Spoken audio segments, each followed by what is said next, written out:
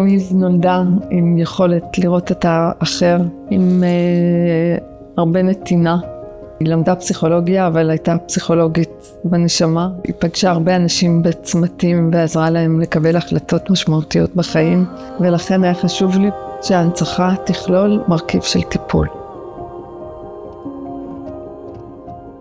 נירל היה ילד מלא שמחת חיים, וראייה מאוד מאוד רחבה ומאוד מהירה. הוא ראה את כולם, הוא איבד הרבה חברים בצוק איתן, וגם אחרי.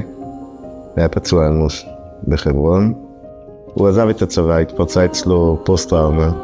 הוא ייעד את עצמו ללימודי משפטים, כדי לייצג ולעזור לחיילים להכיר בזכויות שלהם. נירל וניב הכירו בצבא, היה ביניהם חיבור מיידי. הייתה להם זוגיות נדירה. זוגיות נדירה. זה אהבה גדולה. זה חיבור שלא רואים הרבה. חברים הם קוראים להם הזוג. והם החליטו לגור בקיבוץ כפר עזה בגלל חיי הקהילה שם. נירל כבר קנה לה טבעת. מצאנו אותה אחרי. והם נרצחו ביחד ב7 באוקטובר בביתם.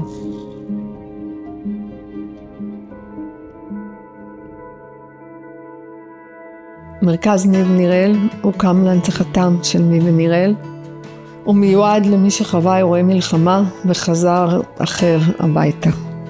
ראיתי שאין מקום אחד שאפשר לבוא אליו ולקבל את כל העזרה תחת קורת גג אחת, בלי בירוקרטיה ובלי הכרה של משרד הביטחון. דמיינתי סוג של ריזורט, מקום מחבק, מקום נעים, מקום עוטף. לא סתם אנחנו מול הים.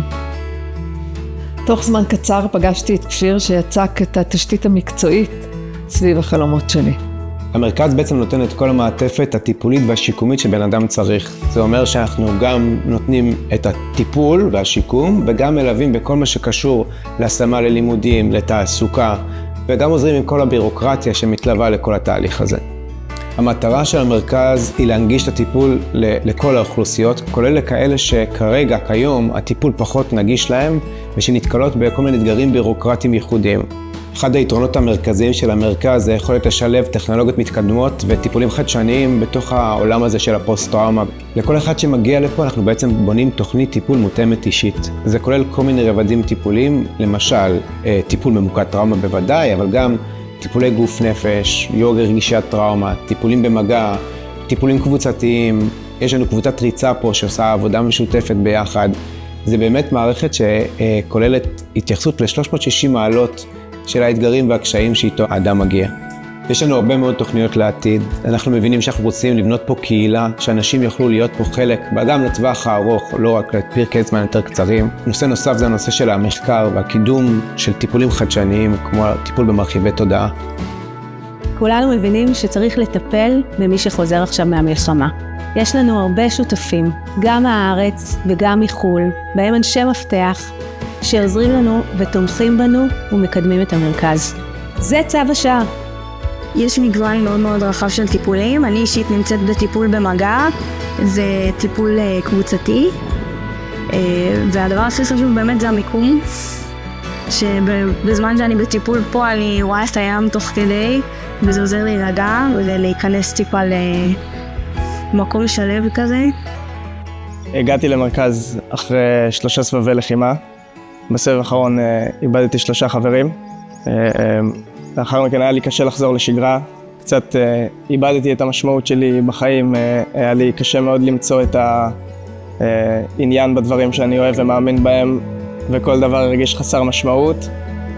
במרכז לימדו אותי להבין למה אני מרגיש את הדברים שאני מרגיש.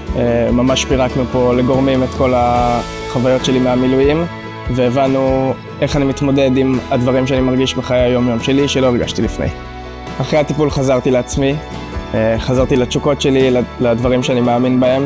הצלחתי לחזור לחיים שחייתי לפני. האנשים במרכז ניב נירל הם מלח הארץ. הם האנשים שבשבילם שווה לנו לצאת להגן על המדינה שלנו. אני מכיר הרבה אנשים שהטיפול בצבא הוא לא התאים להם, הטיפול פה הוא אחר לגמרי. מי שצריך עזרה, שלא יחשוב פעמיים, המקום הזה הוא מציל חיים, והוא יחזיר אותך למי שאתה. אנחנו רואים את המקום הזה כסוג של צוואה, לבחור בחיים. זה לא מקום של אבל, זה מקום של תקווה ושל צמיחה.